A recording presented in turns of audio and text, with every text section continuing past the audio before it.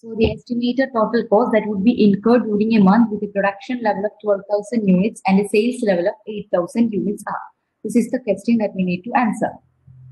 So we know that the production level is 12,000 and sales level is 8,000. Production will be greater than sales. So hence in absorption costing, the operating income reported will be greater than the operating income reported under variable costing.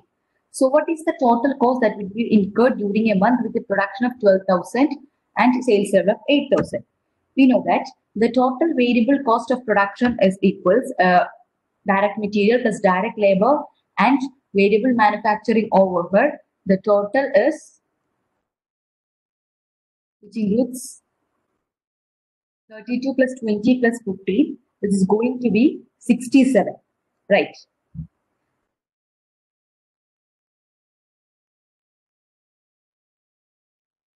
So 67 into, for how much unit we incurred this cost for, we need produced 12,000 units. So 67 into 12,000, which equals 804,000. And we need to add, we incurred a fixed manufacturing overhead, right? Fixed manufacturing overhead for those units that were sold during this particular period, right? This fixed manufacturing overhead is what? It's 6.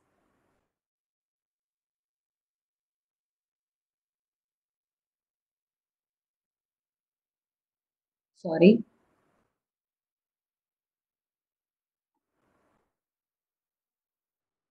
Six into for this 12,000 units, which equals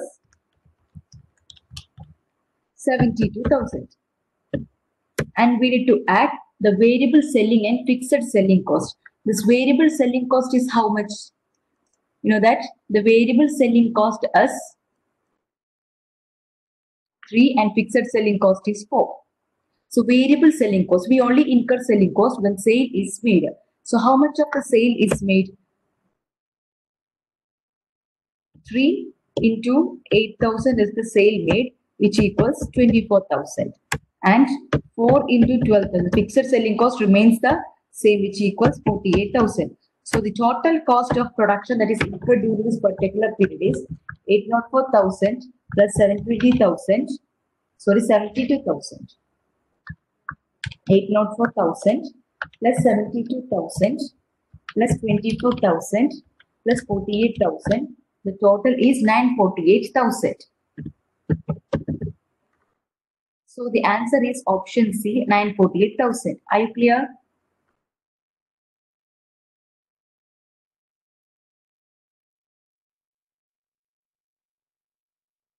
Are you clear with the explanation? One more time. Okay. So the question is estimated total cost that would be incurred during a month with a production level of 12,000 and sales level. So we are asking the total cost that the company incurred. So we produced 12,000 units and we sold only 8,000 units. So the total cost of production equals, what is the cost of goods manufactured, or the total cost of production, which is variable cost, direct material, direct labor, variable manufacturing overhead, which is 67, and a fixed manufacturing overhead of 6 is there. So 67 plus 6 is going to be, is 73 will be the total manufacturing cost that is incurred for how much unit? 12,000 units. So multiply it with the 12,000 units, we get the total manufacturing cost, but we also incurred selling cost too. So that will be the cost incurred during this month. So selling cost, variable selling cost is $3. Selling cost will only be incurred when sale is made. So we only made sale of 8,000 units. So for only 8,000 units, we incurred a cost. So 3 into 8,000 plus fixed selling cost will be fixed irrelevant of the level of the sales. So 4 into 12,000 is our production level. 4 into 12,000, 48,000 is going to be the fixed selling cost. So add all these costs, we get the total cost that we incurred during the month with the production level of 12,000 and sales level of 8,000. What is the total manufacturing cost? Total manufacturing cost includes direct material, direct labor, variable manufacturing overhead, and fixed manufacturing overhead. So the total manufacturing cost is 32, 20, 15, plus 6. 32 plus 20 plus 15 is 67 plus 6 is 73. That's going to be your total manufacturing cost. This variable selling and fixed selling is the non-manufacturing cost.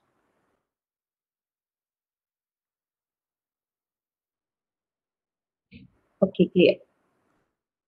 Good.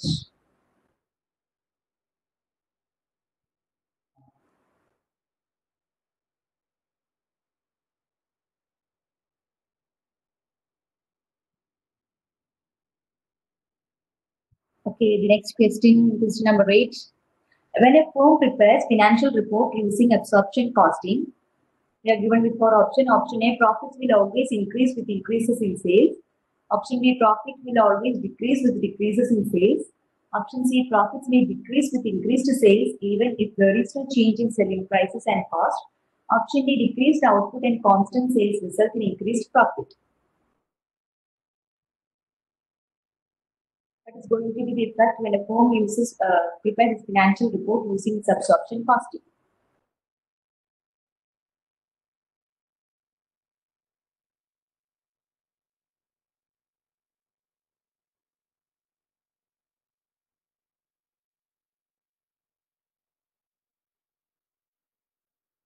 So what is the right answer? Profits may decrease with increased sales even if there is no change in selling price and cost. So let's check. I will show you the explanation. It will be more clear when you read the explanation too.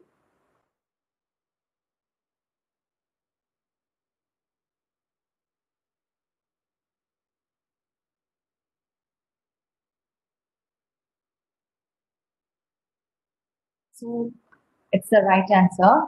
When absorption costing is being used and sales are greater than production, operating income will be lower than it would be under variable costing because sales is greater than production. Because some of the fixed costs incurred in the previous period that will be capitalized as part of the inventory cost will be expensed as the cost of goods sold in the current period along with the fixed manufacturing overhead incurred in this period.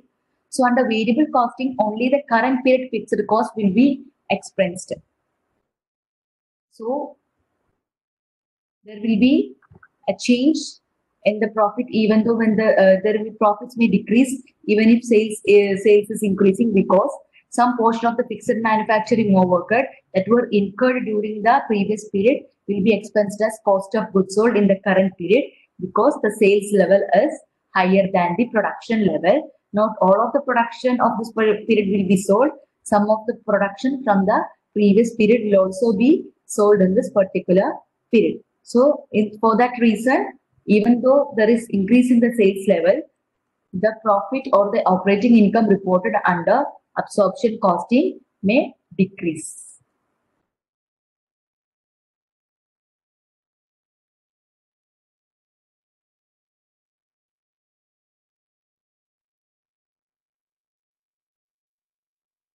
So are you clear?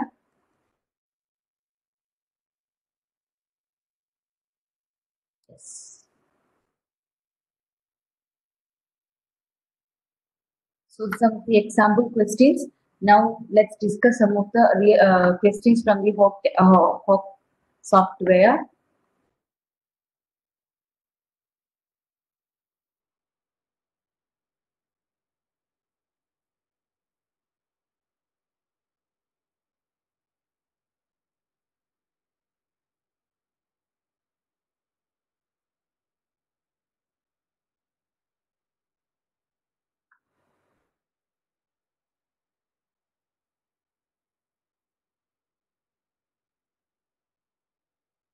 Yes.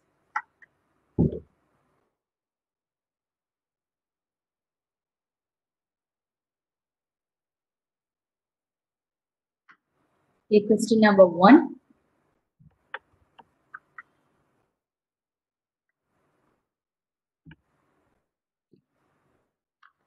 The change in period-to-period operating income when using variable costing can be explained by the change in period-to-period operating income when using variable costing can be explained by the change in option A, finished goods inventory level multiplied by the unit sale price. Option B, unit sales level multiplied by a constant unit contribution margin. Option C, finished goods inventory level multiplied by a constant unit contribution margin. Option D, unit sales level multiplied by the unit sales price. So, which is the right answer? A change in the period-to-period operating income, which is reported when using the variable costing as an inventory costing method, will be caused by change in what? Among the four, which one will be causing change?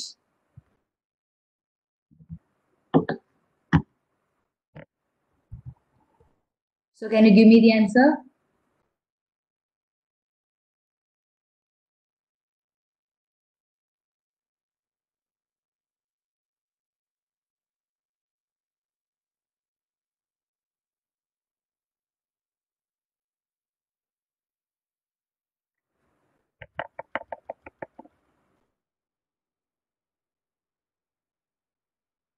Option C, finished goods inventory level multiplied by a constant unit contribution margin.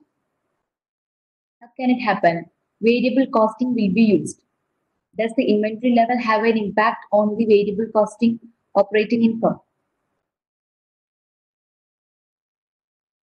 In variable costing, there will be no effect in the changes in the inventory level because note the fixed manufacturing overhead is treated as a product cost.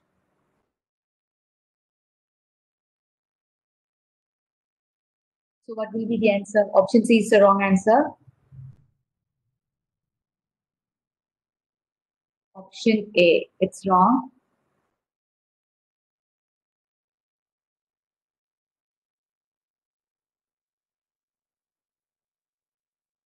Let me give you the answer. Option B is the right answer because unit sales level multiplied by a unit contribution margin. Sales units into contribution margin is going to affect the operating income reported under variable costing because in variable costing we find variable costing sales less variable cost, we get contribution margin. Right, from this contribution margin, we subtract the fixed cost, we get the operating income. So here, fixed cost will be the same. It is not going to change with the change in the sales level.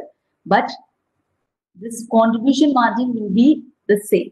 So what is going to affect the change in the operating income can be explained by the change in the contribution margin because fixed cost will remain the same throughout the period, throughout the relevant range. So we need not to bother about the fixed cost. So operating income will change as a result of the change in the contribution margin. So how much of the contribution margin is going to change? It will be going to affect. So let's take an example.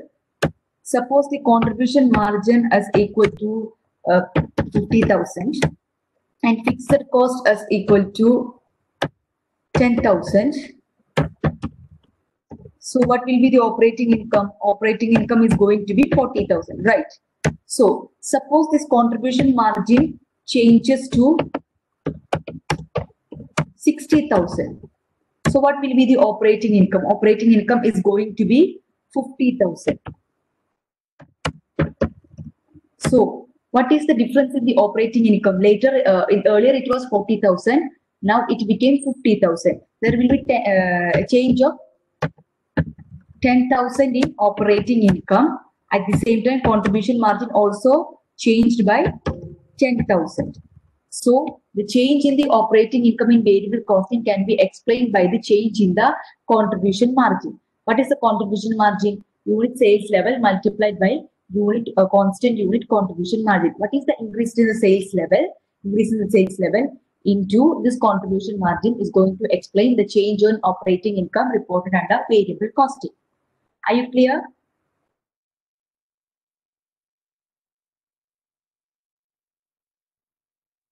Is the explanation clear? Okay. So let's move forward to the next question. So during its first year of operations, a company produced 275,000 units and sold 250,000 units. So production level is 275,000 and so sales level is 250,000. The following costs were incurred during this period. We are given with the variable cost data and fixed cost data. What is the difference between operating income calculated on the absorption costing basis and on the variable costing basis? So we need to find what will be the difference between the operating income calculated on the absorption costing basis and on the variable costing basis. So first of all, we need to check what is the production level and sales level. Here production level is 275,000 and sales level is 250,000. So we can say that production exceeds sales. If production is greater than sales, the operating income reported under absorption costing will be greater than operating income reported under variable costing. So just check among the option which one shows that absorption costing operating income is greater than variable costing operating income. Okay, we could avoid option B. Option B says that variable costing operating income is greater than absorption costing operating income. So let's just cancel out option B. So among option A, C, D, we need to find which one is the right option. And what is the difference in the operating income? What is the main cause of difference in the operating income? The main cause of the difference in the operating income is the treatment of the fixed manufacturing overhead. If variable costing is used, suppose in variable costing, all of the fixed manufacturing overhead incurred in this particular period will be expensed as they are incurred. What is the total fixed manufacturing overhead incurred? So we are providing the total fixed manufacturing to be 2,200,000. This 2,200,000 entire 2,200,000 of the fixed manufacturing overhead will be reported in the variable costing income statement. But in absorption costing, only those fixed manufacturing overhead which is applicable to the unit sold will be reported. What is the total fixed manufacturing overhead? It is fixed manufacturing overhead that is reported will be 2,200,000 of fixed manufacturing overhead that is applicable to the entire 275,000 units, but we provide it for the 250,000 units. So 2,200,000 units divided by the 275,000, we get the per unit fixed manufacturing overhead, which is 8. This 8 into how much of the units will be sold in this period? 250,000. 8 into 250,000. 2 million is the fixed manufacturing overhead that we will report in the absorption costing income statement. Right. So what is the difference in the fixed manufacturing overhead reported, which is 2,200,000 less 2 million, which is going to be 200,000. So this 200,000 is the difference in the fixed manufacturing overhead reported under variable costing and reported under the absorption costing. So this 200,000 is going to be the difference in the operating income of variable costing and operating income of absorption costing. So which option says that? Option A. Right.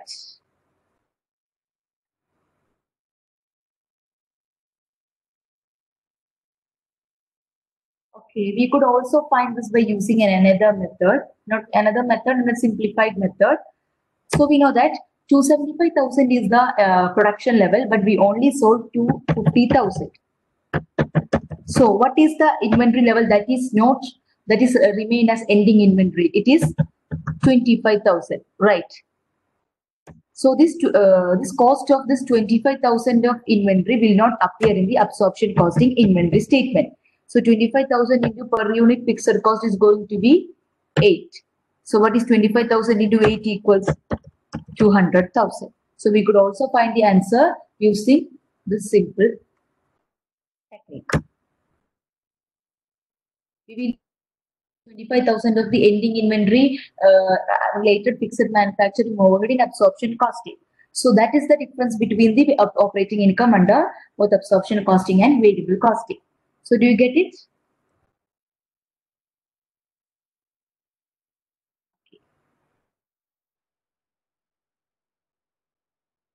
So now move forward to the next question. Question number 3.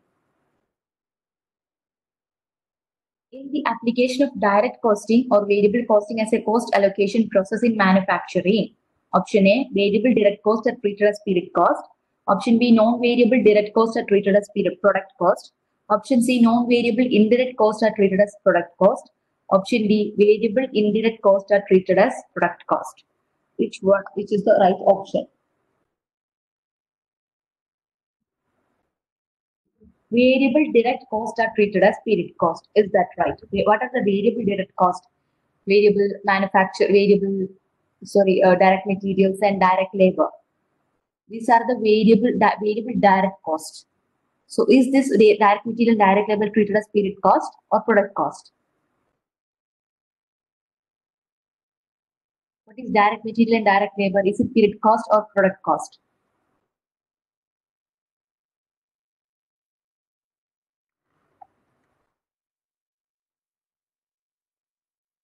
Product cost, right? So this option is not the right answer because it said it is treated as period cost.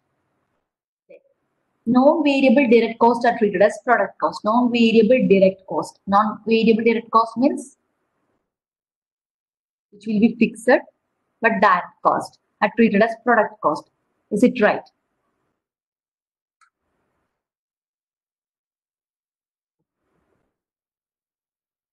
No. Yes. In option C, non-variable indirect cost are treated as product cost. Non-variable indirect cost. If this is treated as product cost, it is non-variable and indirect too. So is this treated as product cost? Does fixed manufacturing overhead treated as product cost in variable costing? No. Then what is the right answer? The right answer is option B, where variable indirect costs are treated as product cost. Variable indirect cost means variable manufacturing overhead, right? Variable indirect cost is the variable manufacturing overhead. This variable manufacturing overhead will be treated as product cost in variable costing as well as in absorption costing.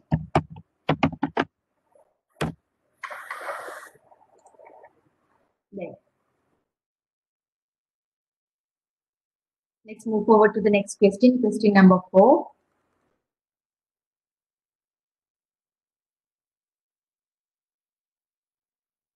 So consider the following situation for Donaldson Company for the prior period. Okay, the question, we have the remaining questions there. Let's read the final one-line question. Assuming that Donaldson uses variable costing, the operating income for the prior year was. So under variable costing, we need to find the operating income reported. So first of all, what is the format of a variable costing income statement? Sales less variable cost, we get contribution margin. From this contribution margin, we need to subtract the fixed cost, we get operating income. This is the format of a variable costing income statement, right? So first of all, let's read the question. Consider the following situation for Donaldson Company for the prior year. The company produced 1,000 units and sold 900 units both as budgeted. So the production level is 1,000 and sales level is 900. There were no beginning or ending work in process inventories and no beginning finished goods inventory. Okay. Budgeted and actual fixed costs were equal. All variable manufacturing costs are affected by volume of production only, and all variable selling costs are affected by sales volume only. So all variable manufacturing costs affected by the volume of production and all variable selling costs are affected by the sales volume alone. So budgeted per unit revenues and costs were provided to us. This we need to find the operating income report. What is the sales value? What is the sales?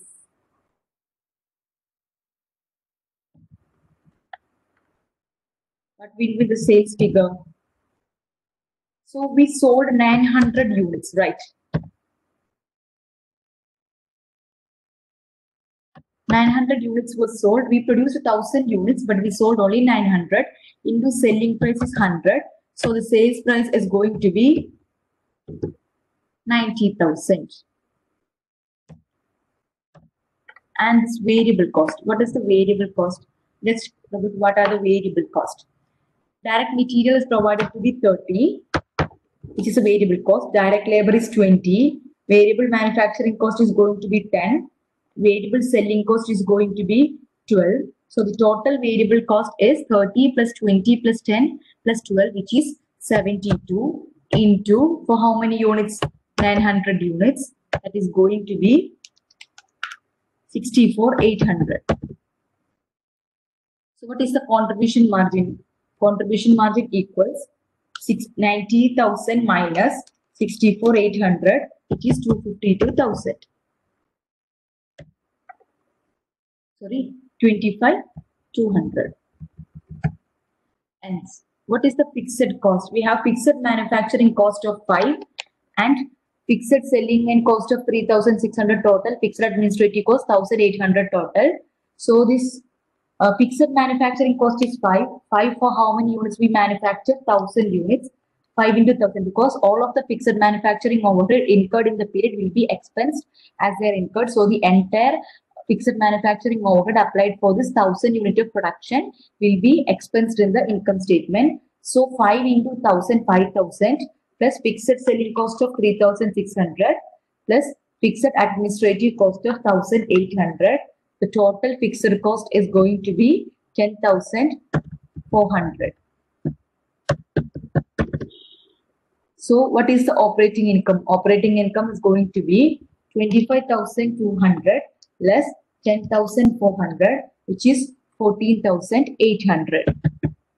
So the operating income reported under variable costing is going to be 14,800, option C.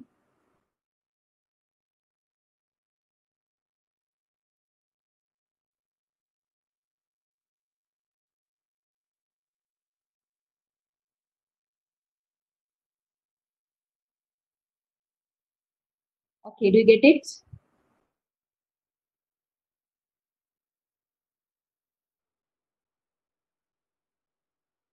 So let's discuss the next question. Osawa Incorporated planned and actually manufactured. So, okay, what is the final one-line question? Just read it out first.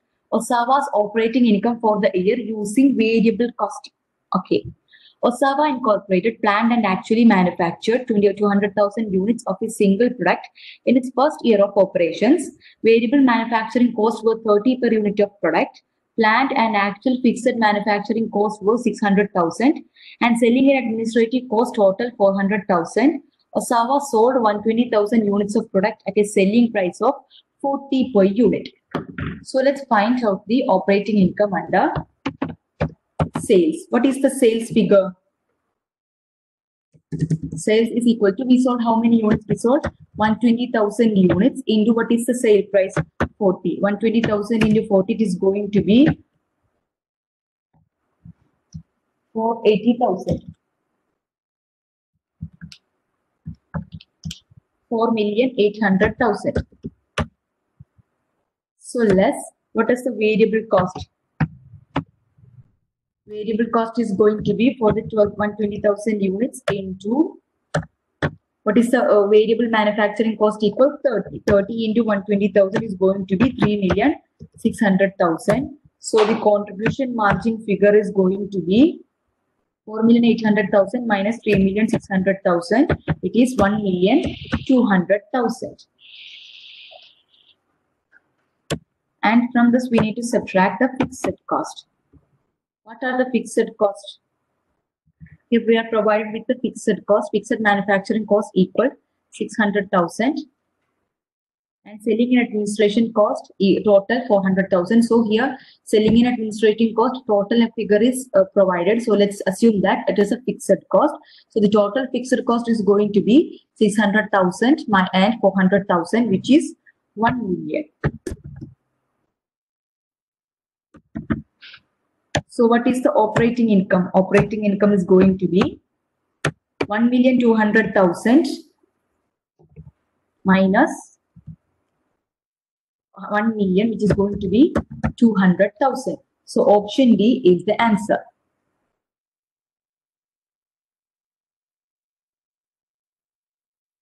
So are you clear?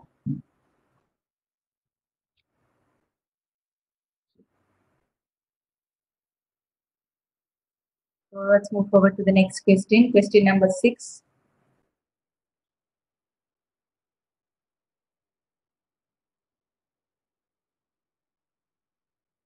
So this is a bit different question.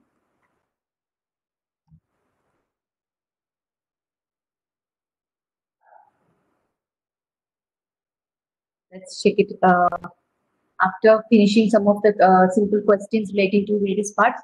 Let's discuss this. This is an overall question. So question number 7.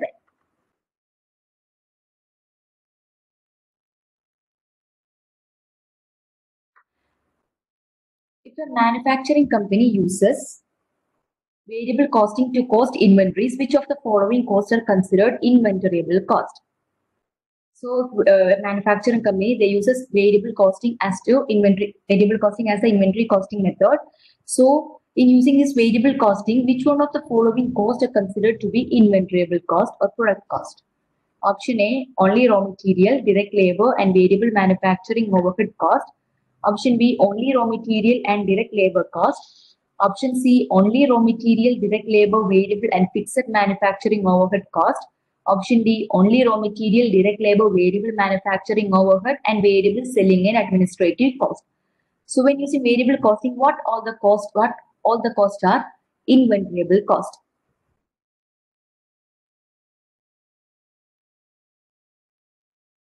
So can you give me the answer? Option D. What does option D says? Raw material, direct labor, variable manufacturing overhead, and variable and selling administrative cost. Thus, variable selling and administrative cost form part of the manufacturing cost. Only manufacturing cost will be treated as product cost. So, this variable selling and administrative cost is not a manufacturing cost. They are non-manufacturing costs. Even though they are variable, they are not manufacturing costs. They are non-manufacturing costs. So, option D is the wrong answer. See, what does this say? Fixed manufacturing overhead cost, right? But fixed manufacturing overhead will be treated as product cost when using absorption costing, not variable costing. So option A is the right answer. Raw material, direct labor, and variable manufacturing overhead cost will be treated as product cost under variable costing. If absorption costing is used, fixed manufacturing overhead will be treated as option C would have been the right answer. Are you clear?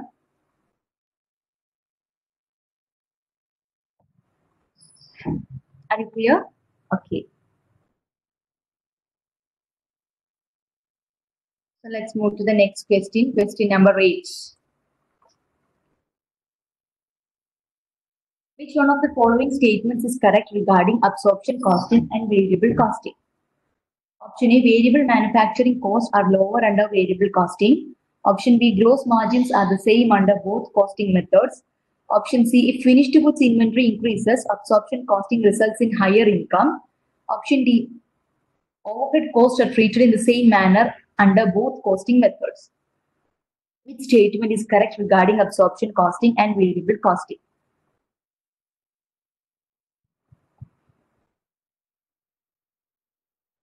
C. If finished goods inventory increases, absorption costing results in higher income. Right. Option C is the right answer. How? If finished goods inventory increases, that means if the ending inventory increases, absorption costing results in higher income because some portion of the fixed manufacturing overhead will form part of the inventory cost, the product cost, and will be shown as ending inventory value in the balance sheet. Only the other cost that will be shown as fixed manufacturing overhead cost in the income statement. So the fixed manufacturing overhead reported under the absorption costing will be lower. This results in higher operating income. So that's why if finished goods inventory increases, absorption costing results in higher income. Then option B, why not option A? Variable manufacturing costs are lower under variable costing. We could not say that variable manufacturing overhead is same whether it is absorption costing or variable costing. Gross margins are the same under both costing methods. It's not true because when using absorption costing, we find the gross margin, and when we use variable costing, we find the contribution margin. Both are different. Cost of goods sold includes both variable as well as sales less cost of goods sold is a gross margin. So cost of goods sold includes both variable and fixed manufacturing cost. Sales less all variable cost is going to be the contribution margin. This variable cost in variable costing income statement includes both variable manufacturing cost and non-manufacturing cost. So gross margins are not the same under both costing methods. Option D, overhead costs are treated in the same manner under both costing methods. It's not right. The key difference between variable costing and absorption costing is in the treatment of the fixed manufacturing overhead. In variable costing, fixed manufacturing overhead is treated as period cost and they are expensed as they are incurred. But in absorption costing, fixed manufacturing overhead is treated as product cost and they are inventoried and added to the inventory value. But it's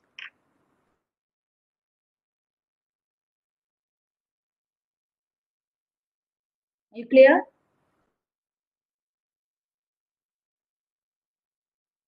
Okay, let's move forward. Single question.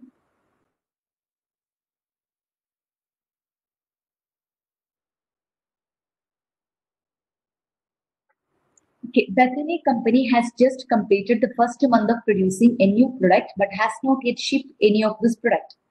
So the product incurred variable manufacturing cost of 505 million, fixed manufacturing cost of 2 million, variable marketing cost of 1 million, and fixed marketing cost of 3 million.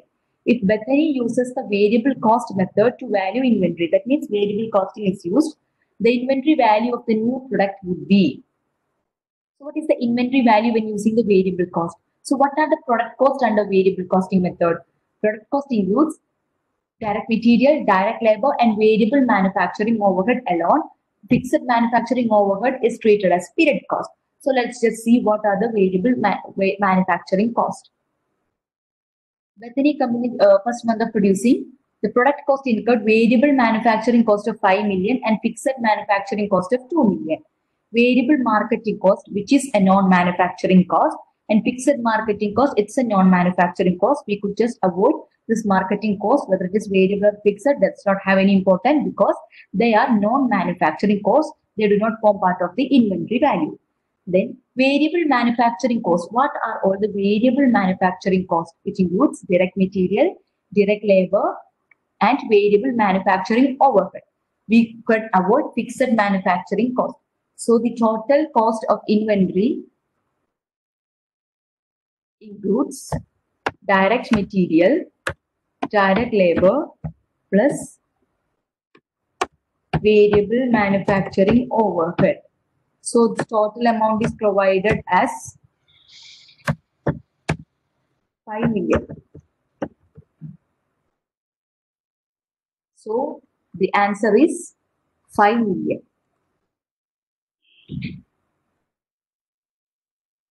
Because under variable costing,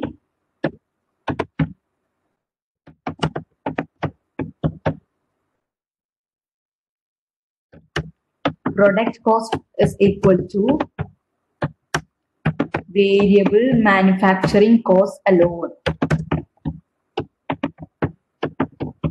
Variable manufacturing cost only. So what is this variable manufacturing cost? This variable manufacturing cost is the direct material, direct labor plus variable manufacturing overhead. You get it? Okay.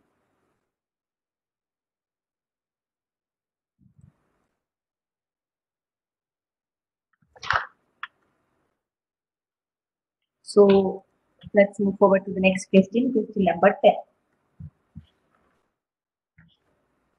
Janssen Incorporated pays bonuses to its managers based on operating income. The company uses absorption costing and overhead is applied on the basis of direct labor hours. To increase bonuses, Janssen managers may do all of the following except. So the bonus paid to the manager is based on the operating income. And the company uses absorption costing and the overhead is applied based on the direct labor hours. So to increase bonuses, Janssen managers may do all of the following except. So to increase bonuses, if the bonus is paid on the basis of operating income, if more operating income is earned, they will earn more bonuses. So in order to increase bonuses, the Janssen Incorporated manager will be tended to will have tendency to show more operating income. So they will try to increase the inventory levels if absorption costing is used. We know as the inventory levels increases, the reported operating income under absorption costing will be high.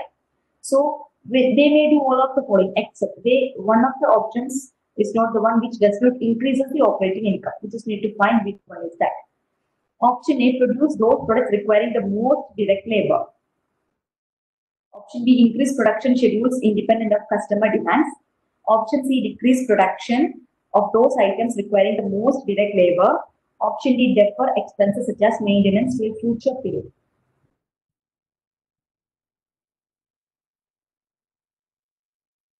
Option D is the wrong answer.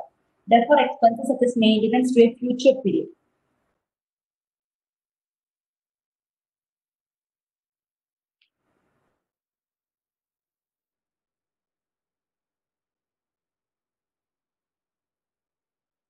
Option C, right.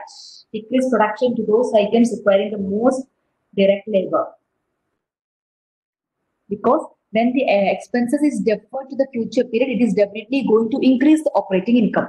So here the question is do following all of the following except which one he will not do. So he will not do means one of the option will decrease the operating income. Which one is that? If deferred expenses are deferred to the future period, current period operating income will be higher. So this is not the right answer. He may do this in order to increase operating income, but he will not do C because decreased production of those items requiring the most direct labor. If production is decreased, the inventory levels will fall, so the operating income will also fall. He will not do this. And increase production schedules independent of customer demands, because if production is increased, more inventory will be in our hand, so more operating income will be earned using absorption costing. So he will do this. Option A, produce those products requiring the most direct labor. If more direct labor is produced, this because the unit of production will be higher and direct labor cost will be higher. So direct labor cost will be lower and the overhead applied on the base of direct labor hours will be lower because those products requiring the most direct labor will be produced. So the number of products will be higher. At the same time, the cost will be lower. So he may tend to do this, but option C, which decrease the production of those items requiring the most direct labor, he will not do that because decreasing the production will decrease his operating income. So are you clear with the explanation?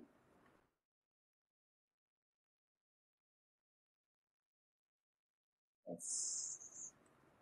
The question number 11. Using absorption costing, fixed manufacturing overhead costs are best described as. In absorption costing, what does fixed manufacturing overhead cost termed as?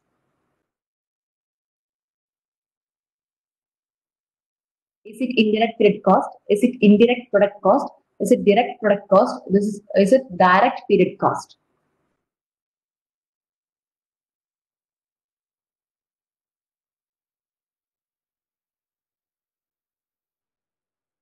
Option B is the right answer. Indirect period cost. This manufacturing overhead is an indirect cost, and this fixed manufacturing overhead will be treated as product cost when absorption costing is used.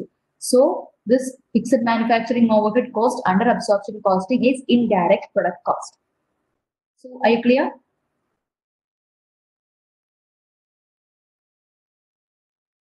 Anshu, are you clear? Okay.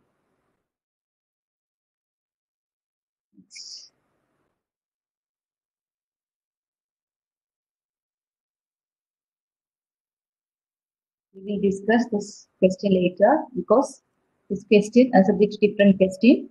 After discussing only the small terms, after making clear with all the small problems, we will be discussing the problem. Which one of the following is the best reason for using variable costing? Option A, all costs are variable in the long term. Option B, fixed factory overhead is more closely related to the capacity to produce than to the production of specific units. Option C, variable costing usually results in higher operating income than if a company uses absorption costing. Option D, variable costing is acceptable for income tax reporting purposes.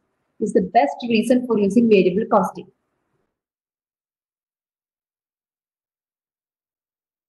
A, all costs are variable in the long term. No, it's a common cost assumption. All costs will be variable in the long term. It's not the best reason. The best reason for using variable cost. What is the main difference between variable costing and absorption costing is in the treatment of the fixed manufacturing overhead, right?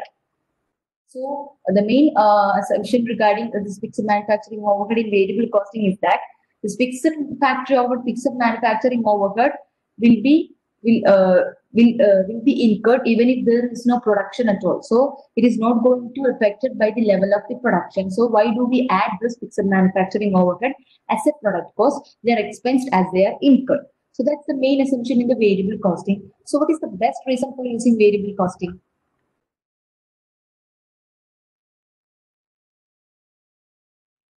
Option A is the wrong answer. B, yes.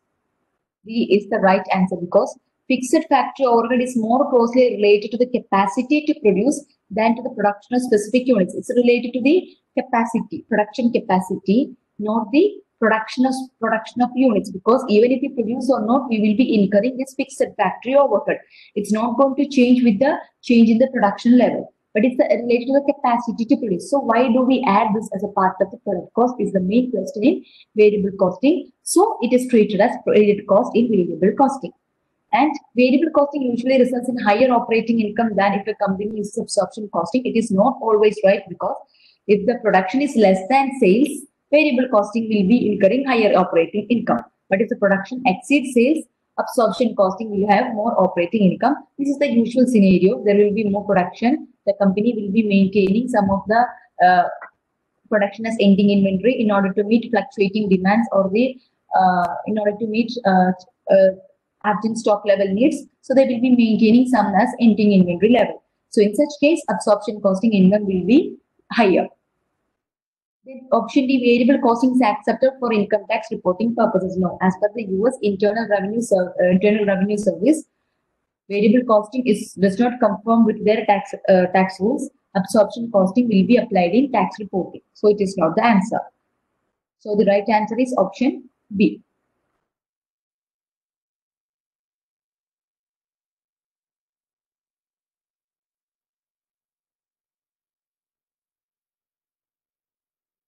So let's check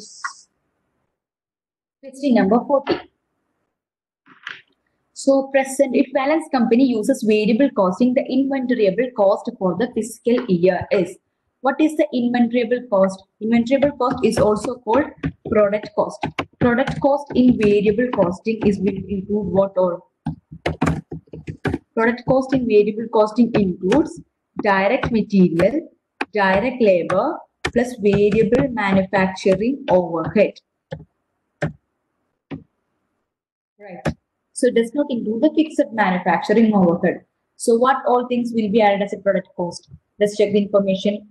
Presented are Valence Company's records for the current fiscal year, now enter November 30. Direct material use, direct labor, variable factory overhead, fixed factory overhead, selling and administrative cost variable, selling and administrative cost fixed. So in variable costing, product cost or inventoriable cost will be direct material, which is 300,000 plus direct labor 100,000 plus variable factory overhead fixed 1,000. That is the variable manufacturing cost alone will be added. So what is the total manufacturing cost? Variable manufacturing 300,000 plus 100,000 plus 50,000, which is 450,000. That is going to be the product cost reported under variable costing, which is option C. Add fixed manufacturing overhead because fixed manufacturing overhead will be a period cost. Selling and administrative cost, whether it is fixed or variable, it does not matter because they are non-manufacturing cost. They will not be treated as inventoriable cost or product cost. Get it? Do you get it?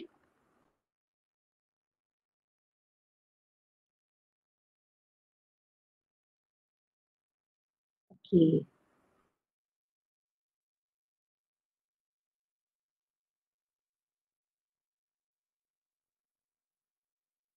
So this question, the question that we discussed earlier, just read the final one-line question. The contribution margin earned by Richardson for the prior year was. What's the contribution margin? So first of all, what is contribution margin? Contribution margin equals sales less variable cost. Right. So let's read out the question.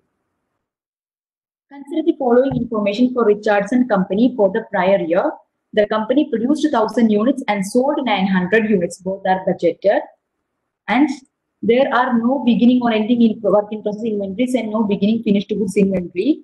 And budgeted and actual fixed costs were equal. All variable manufacturing costs were affected by production volume only. And all variable selling costs were affected by sales volume only. And we are provided with the per unit revenues and cost figures. Sale price to be 100, direct material 30, direct labor 20, other variable manufacturing cost 10, fixed manufacturing cost 5, variable selling cost 12, fixed selling cost 4, fixed administrative cost 2, and we are asked to find the contribution margin. What is the sales price? Sales price is 100. Less variable cost. What are all the variable costs? Direct material of 30, plus direct labor of 20, and other variable manufacturing cost 10, and variable selling cost of 12. These are the variable costs. So total variable cost is going to be, so the total variable cost is going to be 30 plus 20, 50, 50 plus 10, 60, 60 plus 12 is 72, 100 minus 72, 28, right.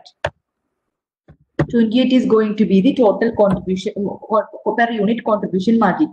This 28 into how many units were sold during the period? 1,000 units were produced and 900 units were sold during the period.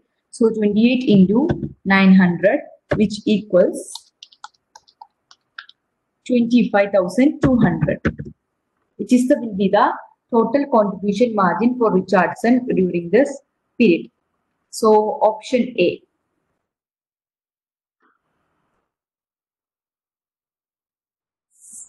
You get it? Yes.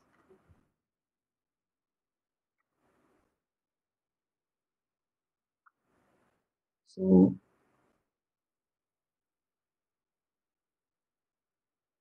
question number 60. Which of the following correctly shows the treatment of factory insurance, direct labor, and finished goods shipping cost under absorption costing and variable costing? So what are the costs? Factory insurance. What does factory insurance compute? Factory insurance is a fixed cost. This fixed cost is incurred for the factory that production is undertaken. So this will be treated as a fixed manufacturing overhead or fixed factory overhead. And direct labor. What is direct labor? It is variable manufacturing cost. Finished goods shipping cost. Finished goods shipping cost will be treated as a part of selling and distribution cost. It's a non-manufacturing cost. Under absorption costing and variable costing, we need to find what all these costs would be. Absorption costing. Factory insurance is a product cost. Direct labor and finished goods shipping costs are period cost. Under variable costing, direct labor and finished goods shipping costs are product cost. Factory insurance is a period cost. Option B, absorption costing. Direct labor is a product cost. Factory insurance and finished goods shipping are period cost. Variable costing. Factory insurance and direct labor are product cost. Finished goods shipping as a period cost. Option absorption costing. Factory insurance and direct labor are product cost. Finished goods shipping is a period cost. Variable costing. Factory insurance is a product cost. Direct labor and finished goods shipping are period cost. Option D, absorption costing. Factory insurance and direct labor are product cost. Finished goods shipping is a period cost. And variable costing. Direct labor is a product cost. Factory insurance and finished goods shipping are period cost. So let's just check.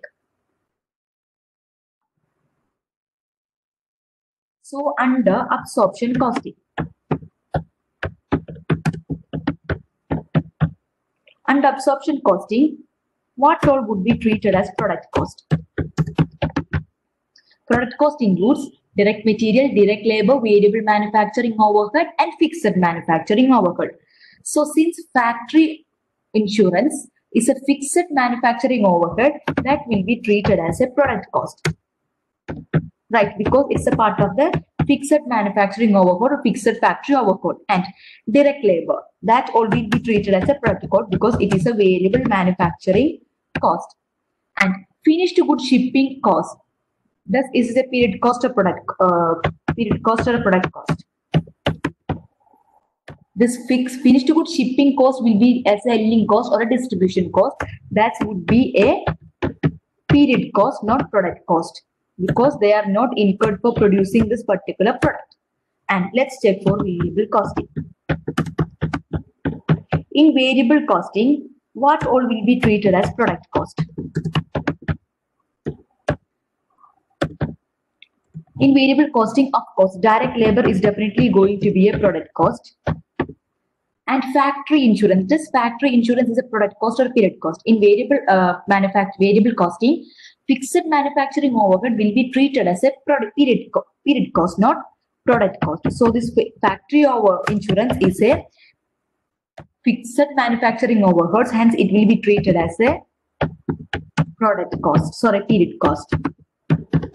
And finished shipping cost will be treated as a period cost because it is a non-manufacturing cost. So what is the right option? In absorption costing, factory insurance and direct labor. Just check which one option conforms with this factory insurance. No option we can afford because direct labor is not a period cost, it is a product cost. So let's just avoid option A. Check for option B. Absorption costing, direct labor is a product cost. Factory insurance and finished good shipping are period cost. So true, factory insurance is a product cost. Option C. Absorption costing, factory insurance and direct labor are product cost. True. Finished good shipping is a period cost. Right. Variable costing, factory insurance is a product cost. No, because factory insurance is a fixed manufacturing overhead. It is not a product cost. Direct labor and finished goods inventory period cost. No, direct labor, whether it is variable costing or absorption costing, it is always a product cost. Option D, it will be the only remaining option. Just check. Absorption costing, factory insurance and direct labor are product cost. Finished goods shipping is a period cost, right? Direct labor is a product cost. Factory insurance and finished goods shipping are period cost. So what is the right answer? Option D.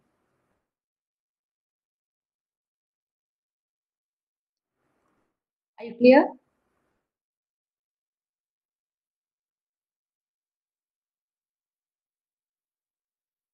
Are you clear?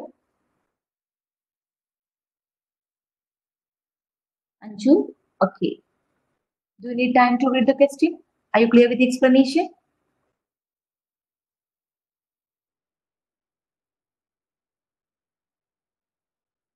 Okay. Just take a minute to read the question. Just be clear with the details.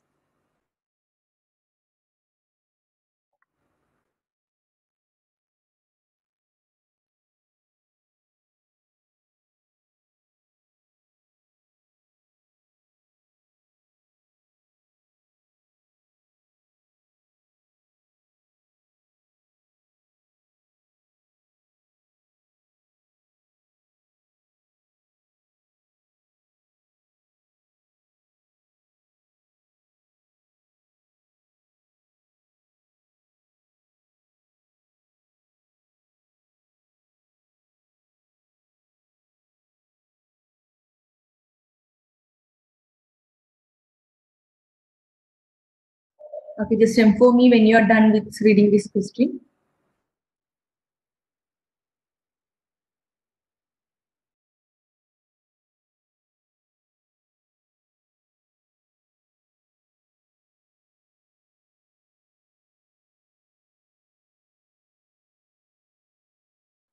Okay, let's continue.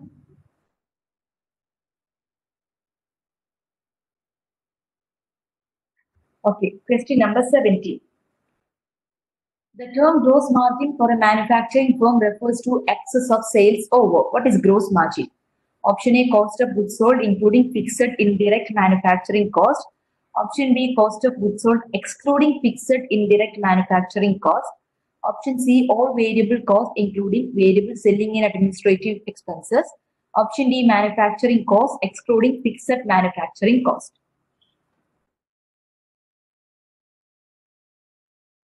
Which is the right answer? What is, yes, we know that what is gross margin? Gross margin is equal to sales less cost of goods sold. So what are the components of this cost of goods sold? It includes variable manufacturing cost and fixed manufacturing cost. So which option provides the right answer?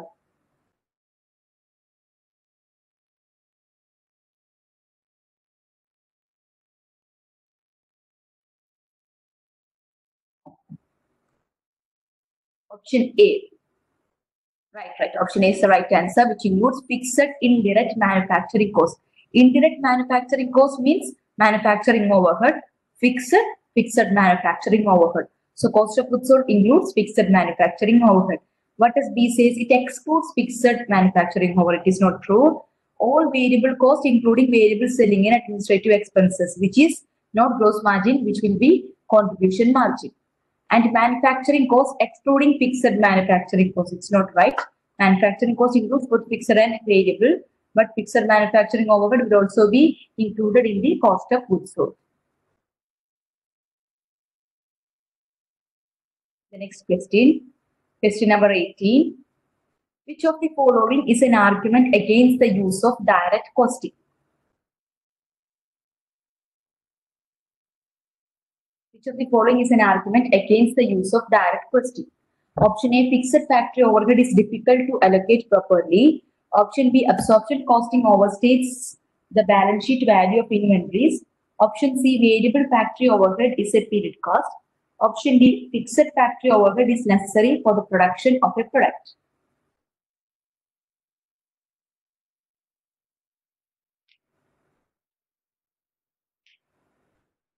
Option D. Right. Option D is the right answer. Fixed factory overhead is necessary for the production of a product. Because in direct variable costing, this fixed factory overhead is treated as a period cost, not product cost. Because which says that fixed factory overhead is a part of the capacity, production capacity, not related to the production of a specific unit. But this we know that even if we need to produce, we need to incur certain amount of fixed manufacturing overhead, which is necessary for undertaking production.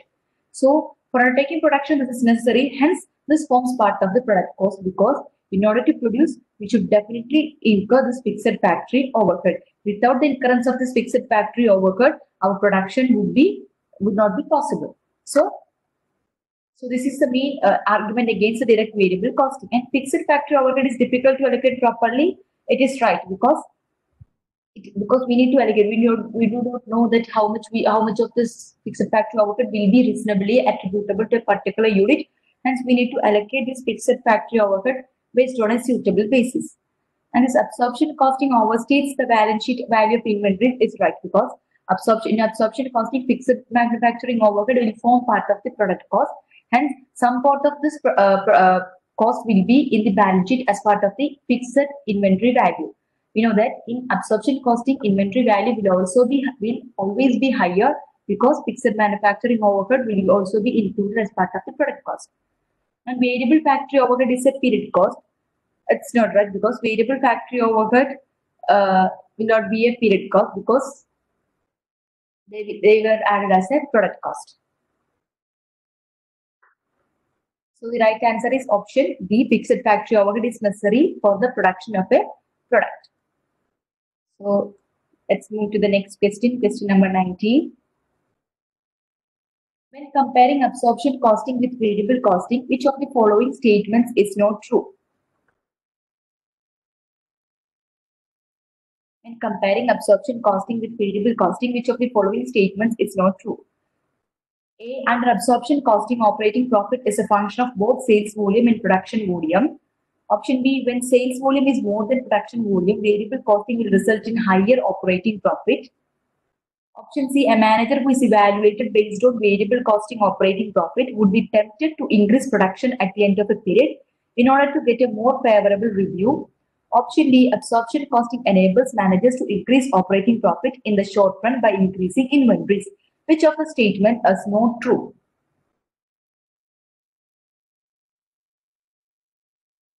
C. Option C, Nishada, then option C is right answer. Because A manager who evaluated based on variable costing operating profit would be tempted to increase production at the end of the period in order to get a more favorable review. It's not right, because whether we increase the production level or not, that is not going to impact the operating income reported under variable costing, because change in the inventory level is not going to affect the operating income in variable costing. So it does not have an importance in variable costing. If absorption costing is used, yes, this is definitely going to impact the operating income, because even the production level and sales level is going to impact the absorption costing, because if production greater than is exceeding sales, that means if more ending inventory value is there, the operating income reported under absorption costing will be higher.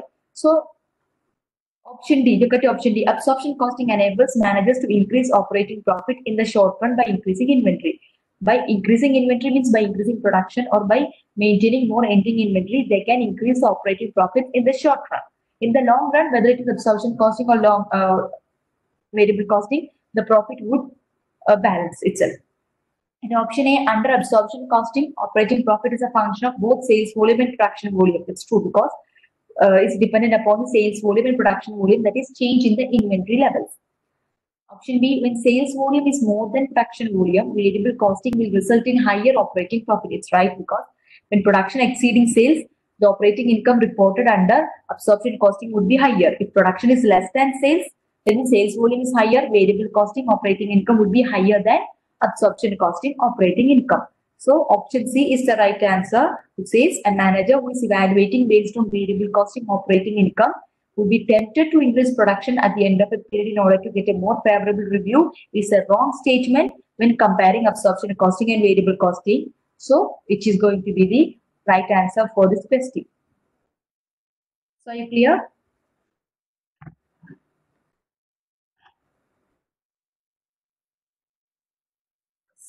Let's move forward to the next question, question number 20.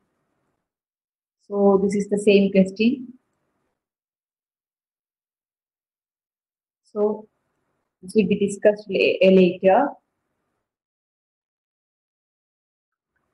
Okay, just a minute.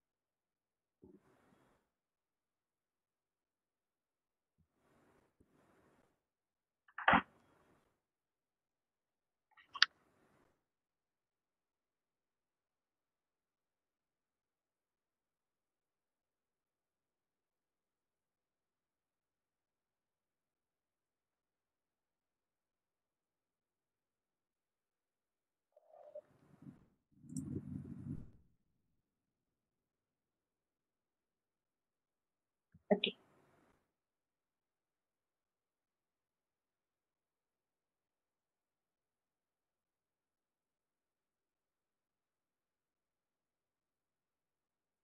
Let's continue. Question number 21.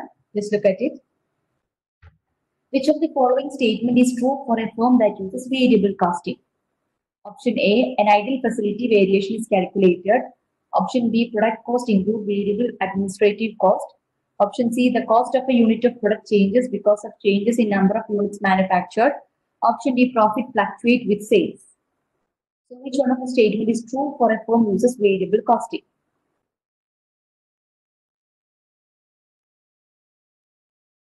So which is the answer? Can you give me the answer?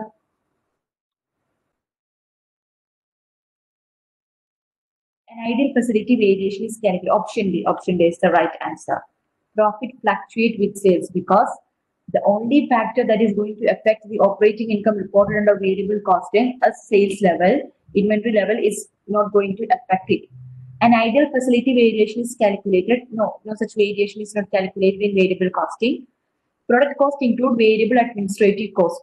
No, variable administrative cost is a non-manufacturing cost. The variable non-manufacturing cost is not treated as part of the product cost. Even if it is variable costing or absorption costing, it is not a product cost. The cost of a unit of product changes because of changes in the number of units manufactured. The cost of a unit of product changes because of the changes in the number of units manufactured. It's not right because whether what is the number of the units manufactured, the per unit cost is not going to change because the per unit cost will be the same. So this cost of unit of product is not going to change as per the increase in or change in the number of units manufactured. Because fixed manufacturing overhead is not treated as a product cost in variable costing, it is a period cost. So it only includes direct material, direct labor, and variable manufacturing overhead. Only variable manufacturing cost is included. So this variable manufacturing variable cost per unit figure will be the same irrespective of the level of activity. So option C is not the right answer. Option D, profit fluctuate with sales is the answer. Here.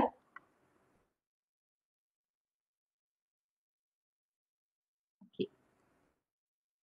So move forward to the next question. Okay.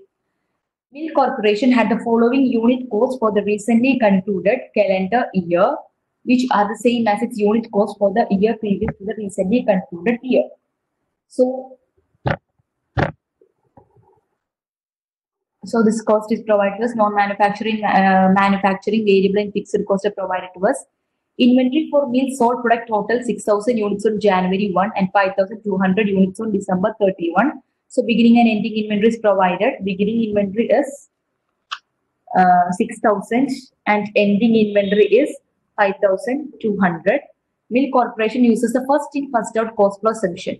When compared to variable costing income, mill's absorption costing income is.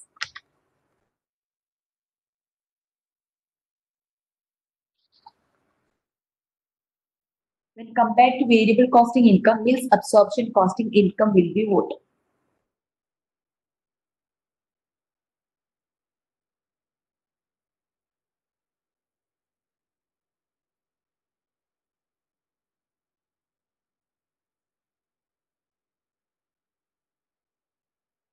So can you give me the answer?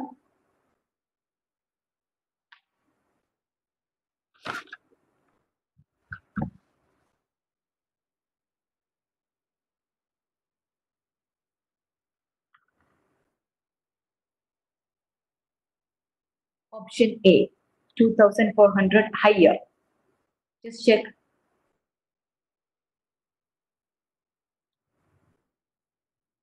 What is the ending inventory level and what is the beginning inventory level?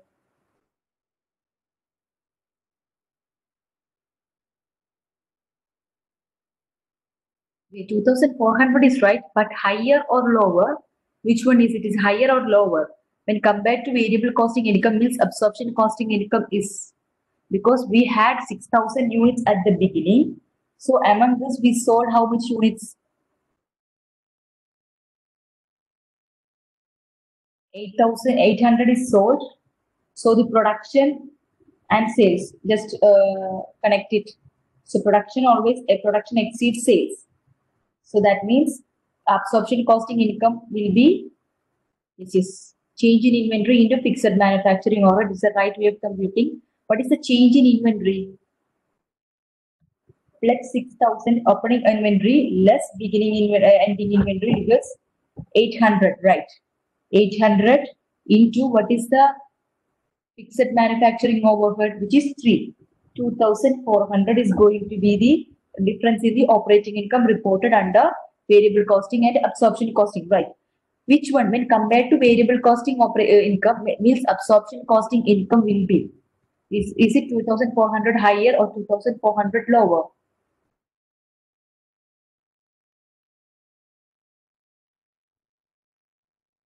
our ending inventory value is lower, right, when compared to the beginning inventory value.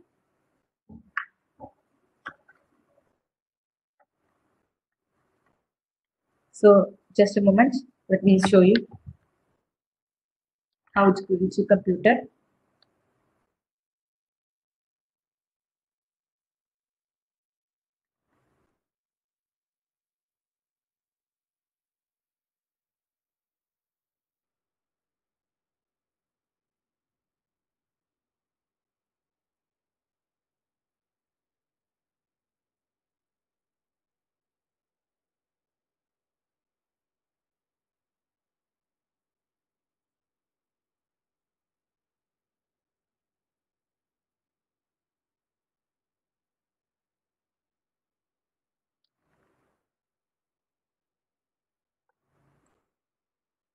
Okay, just read out this explanation. What is it said as? Means inventory, which was 6,000 units on the January 1, it decreased to 5,000 units in December 31. So we know that they sold 800 more units than it was manufactured, because there will be some of the units manufactured in this particular period.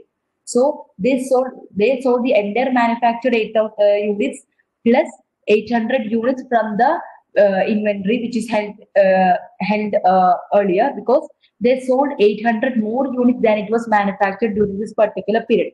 So this total fixed manufacturing cost would have been 6,000 into 3, 18,000, and as of December it would have been 15,600, that is 5,600, 200 into 3. So the difference is 18,000 and 5,600, which is 2,400. That will be transferred as part of the cost of goods sold in this absorption costing expense. So under absorption costing, this cost of goods sold includes this 2,400 of the 800 units in the beginning inventory value, right? So we know that the previous year's cost data and this year's cost data is the same. So 3 will be the same cost for the fixed manufacturing overhead incurred in the previous year. So that wise, we expensed 800 units more cost in this as part of the cost of goods sold in the absorption costing income statement. Hence, the income reported under the absorption costing will be lower than the income reported under the variable costing, because production is less than the sales. Do you get it?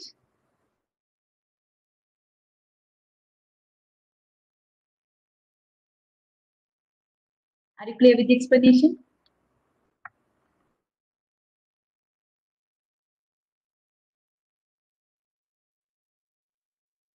Okay, let me explain once more. We know that there were 6,000 in the beginning inventory, right? So during the beginning, there were 6,000 units and they would have undertaken production, right? You don't know what is the production level, and there is an ending inventory value of 5,200. Plus ending inventory value of 5,200, we get the total units sold. It is 5,200. We get the total units sold to be this much. We know that during this year there would be a production level. We know that. So during this, let's take this production in this year to be X. So the beginning inventory 6,000 plus X would have been the total inventory that will be available for sale during this particular period, right? But 6,000 plus X. So our ending inventory value is only 5,200, which means that we sold this entire production in this particular period and 8,800 from the beginning inventory value. Hence, our ending inventory value is 5,200. That means the fixed manufacturing overhead expense in this period under the absorption costing equals this entire production is sold during this period. So that fixed manufacturing overhead, along with that 800 units from the previous period, will also be included in the fixed manufacturing overhead. we are provided with the information that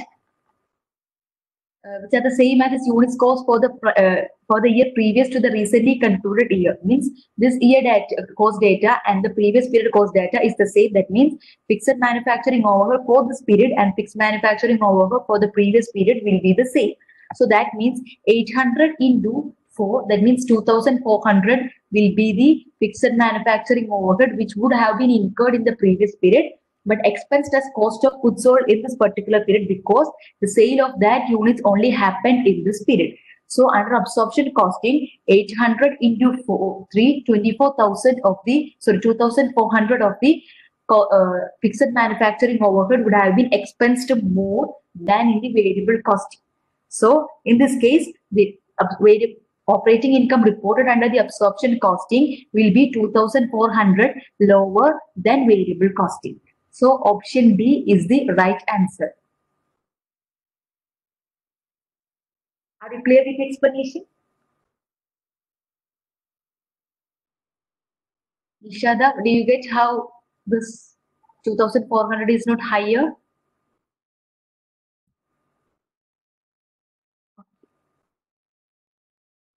The figure is right, 2,400. We can compute it by taking the 6,000 into minus 5,200. The change in inventory is 800 into 2,400. But higher or lower, we need to check what is the production level and the sales level here. Production is less than the sales. Hence, absorption costing operating income will be lower than variable costing operating income. We are not provided with the sales data, but we need to assume by looking at the change in the inventory level.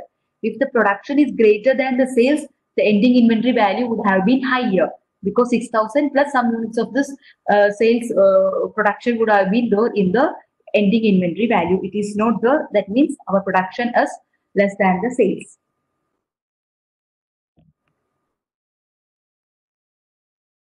So can we move over to the next question?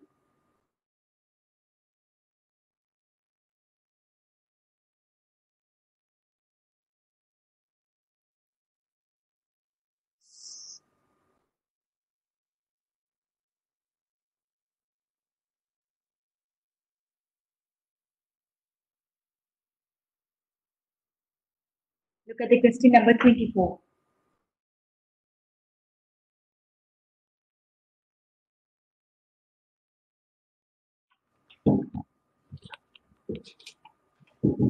Under variable costing, fixed manufacturing overhead costs are classified as. It's a simple question. Under variable costing, fixed manufacturing overhead costs are classified as administrative cost, inventoriable cost, period cost, or selling cost.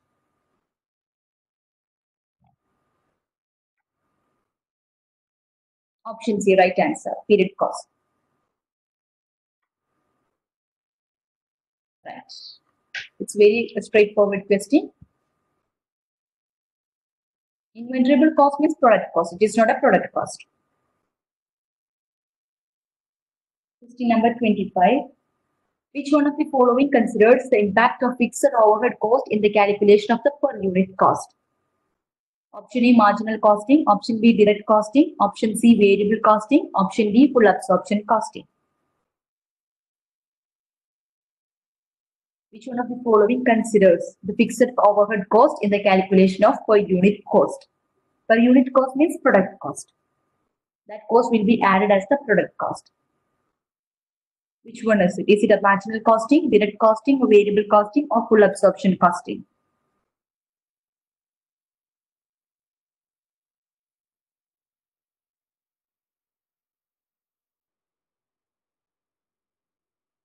Okay, can you give me the answer? Which one is it?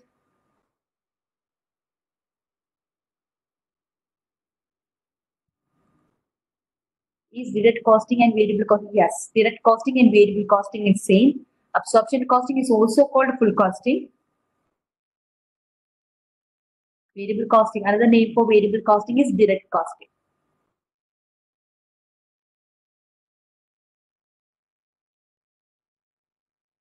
So which is the right answer? We could avoid option B and C because the option B and C is the same, right? Option D is the right answer, full absorption costing. In absorption costing, fixed overhead cost is treated as a product cost and it is added to the per unit cost. Marginal costing, we did not discuss marginal costing here. Direct costing and variable costing is same. Even though the same, fixed manufacturing overhead is not treated as product cost, they are treated as period cost. So option D is the right answer.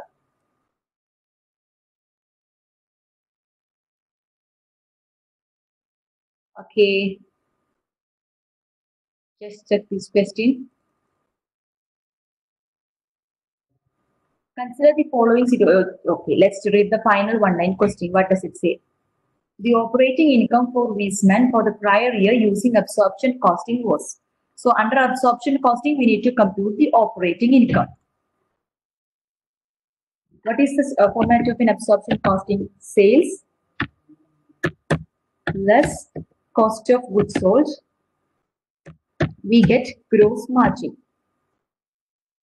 From that, we need to subtract non-manufacturing cost.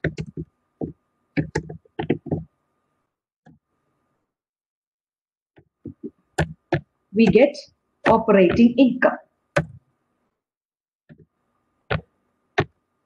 Okay, right. So let's check for the information.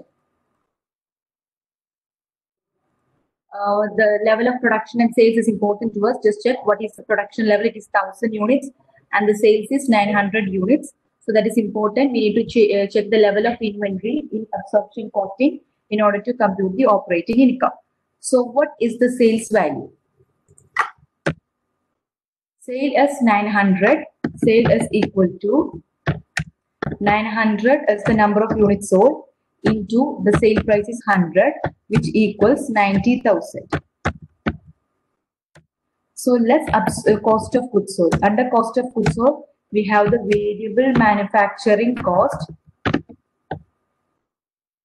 and fixed manufacturing cost. Because it is absorption costing, we need to include fixed manufacturing cost as part of the product cost. Variable manufacturing cost includes 900 into what are the variable manufacturing costs? It includes direct material, direct labor, and variable manufacturing cost, which is variable manufacturing overhead, which totals 30 plus 20 plus 10, which is 60. 900 into 60, which equals 54,000.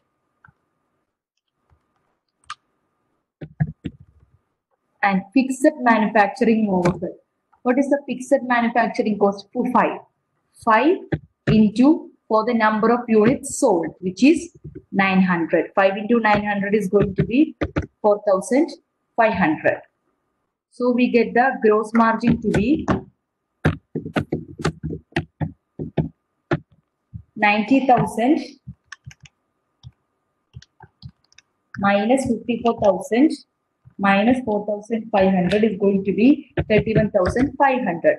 From that, we need to less the non-manufacturing cost, which is variable non-manufacturing cost and fixed non-manufacturing cost. What are the variable and fixed non-manufacturing costs? Let's check. What's the question? Okay, variable non-manufacturing cost includes both variable selling. Here we are provided the variable selling cost. Variable selling cost is 12. So,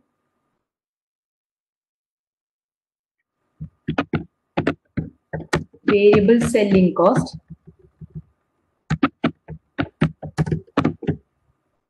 is equal to 12 into 900, which is going to be 10,800, and fixed selling cost is equal to 3,000. 4 into 1,000, which is going to be, so we need to incur the entire variable selling cost is only for the number of units sold, but fixed selling cost, we need to expense all that is incurred. We know that we produced 1,000 units. 1,000 is our actual production. So 4 is our per unit cost. So 4 into 1000, entire 4000 needs to be expensed in this particular period. And fixed administrative cost is equal to the per unit cost is provided to us as 2 into the entire 1000 is going to be 2000. That needs to be expensed. So the total cost, that is so the operating income reported under absorption costing is equal to gross margin of 31,500 less 10,800 of variable selling cost less fixed selling cost of 4,000 less fixed administrative cost of 2,000, which is 14,700.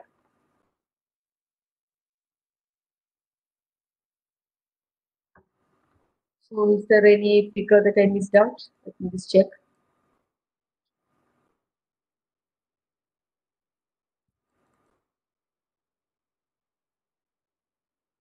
So actually 15,300 is the right answer. Is there any? Let me just check.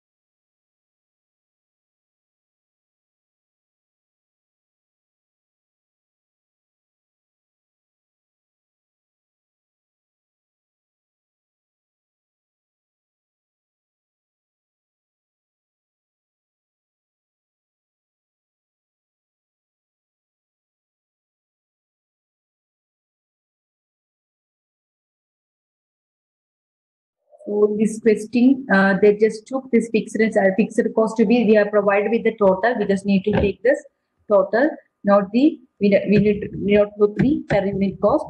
So just subtract this 3,600 and 1,800. Just ignore the per unit figures. So they are provided the detail for the 900 units of units sold. So this fixed and administrative cost, we need not look the per unit figures, just look at the total figures, because this cost data is related to the 900 units, not the 1,000 units of sold. So the operating income will change to 31,500 less 10,800 less 3,600 less 1,800 is going to be 15,300. So option C, 15,300 is our answer. Are you clear? So just when taking the fixed selling, fixed non-manufacturing cost, look into the total figures. Here it is clearly provided 3,600 total and 1,800 total, which this total is for this 900 units, which will be same for this 1,000 units, because fixed cost is not going to change in the relevant range.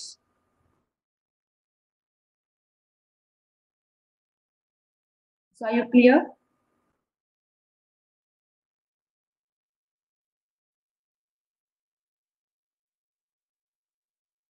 Okay, little bit confusion. Okay, let me. This budgeted per unit revenues and cost is for the 900 units, not for the 1,000 units. So we just need to take this into taking this fixed selling and administrative cost. Just look at this.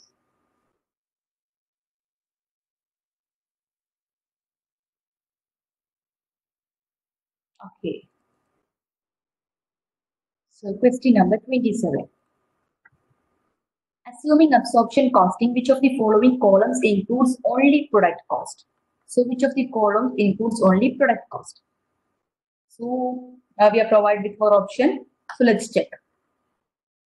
Absorption costing. The costing system used is absorption costing we were. So in absorption costing, what are all the product costs? Direct material, direct labor, variable manufacturing overhead, and fixed manufacturing overhead. One. Let's take direct labor. Yes, it's a period cost. So it's a product cost. Direct material, it's a product cost. Sales materials. Sales materials part of the selling cost. So it's not a product cost. Okay. Advertising cost. It's a advertising cost is a non-manufacturing cost. Indirect factory materials. Indirect factory materials is part of the manufacturing overhead, right? So it's a product cost. Indirect labor. Indirect labor is a part of the manufacturing overhead. It is not included as product cost. So let's take this option 1 is not the right answer because indirect labor is a manufacturing overhead which is not included. It's the product cost. So let's just avoid option 1. Then look into option 2. Direct labor. The first itself, it's not added as a product cost. So we could not take option 2. Then check for option 3. Direct labor, yes, it's a product cost. Direct material, it's not given as a product cost. So option 3 is not the right answer. Option 4, let's check. Direct labor, it's a product cost. Direct material, it's a product cost. Sales material, which is non-manufacturing cost, it may be packaging material like this, which is not a product cost. Advertising cost, it's a non-manufacturing cost. Indirect factory material form parts of the manufacturing overhead, it's a product cost. Indirect labor form part of the manufacturing overhead, it is a product cost. Sales commission to the, it's a selling cost, it's not a product cost. Factory utilities is a manufacturing overhead, so it's a product cost. Administrative supplies expense, non-manufacturing cost, not a product cost. Administrative labor, non-manufacturing cost, not a product cost. Depreciation on administration building, it's a non-manufacturing cost, not a product cost. If depreciation is on factory building, that would be treated as a manufacturing overhead and would be a product cost. But if this depreciation is on the administration building, it will not be treated as a manufacturing cost, not a product cost. Cost of research on customers' demographics. Cost of research, it will be marketing cost, right? It will be non-manufacturing cost. It will not be incurred in the production of a particular product. It is not a product cost. So the right answer is option. This 4 is the right answer, which is option B is the right answer. You get it?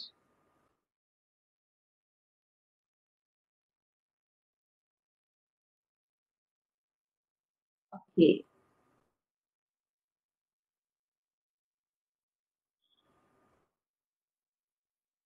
Okay. Then question number 28. A manufacturer at the end of its fiscal year recorded the data below. If manufacturer, and we are provided with the cost data, if the manufacturer uses variable costing, the invariable cost for the fiscal year is. In variable costing, what are all the what are all the invariable cost? What are will be the invariable cost in variable costing? It includes direct material plus direct labor plus variable manufacturing overhead. No fixed manufacturing overhead will not be treated as a product cost in variable costing. It will be a period cost. So we are provided with the prime cost. What is prime cost? Prime cost includes direct material and direct labor. So they together form the prime cost. So we are given with the prime cost to be 800,000. That means direct material and direct labor total will be 800,000 plus variable manufacturing overhead. It is provided the question as 100,000. So total variable costing of product cost would be 800,000 plus 100,000, 900,000. So which is the answer? Option D. Option D, 900,000 is the answer.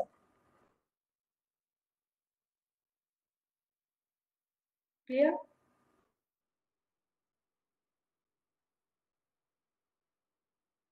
Is there any doubt from the questions that we discussed about?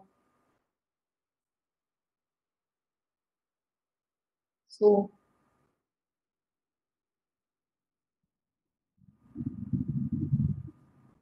are you clear with the explanations provided? Or is there any doubt regarding this variable costing and absorption costing?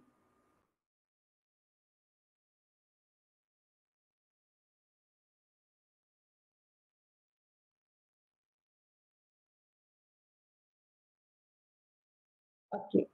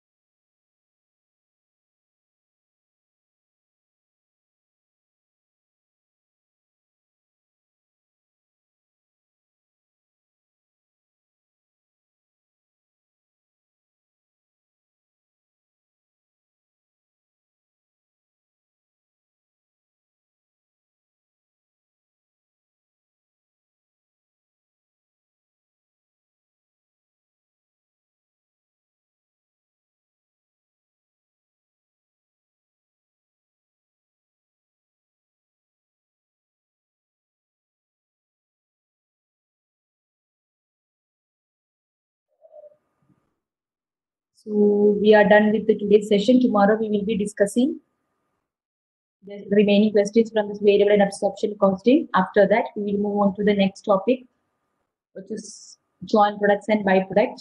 Hope you have got what all we have discussed today. If there is any doubt, please be kind to ask me tomorrow. We will be discussing those doubts tomorrow. So thank you.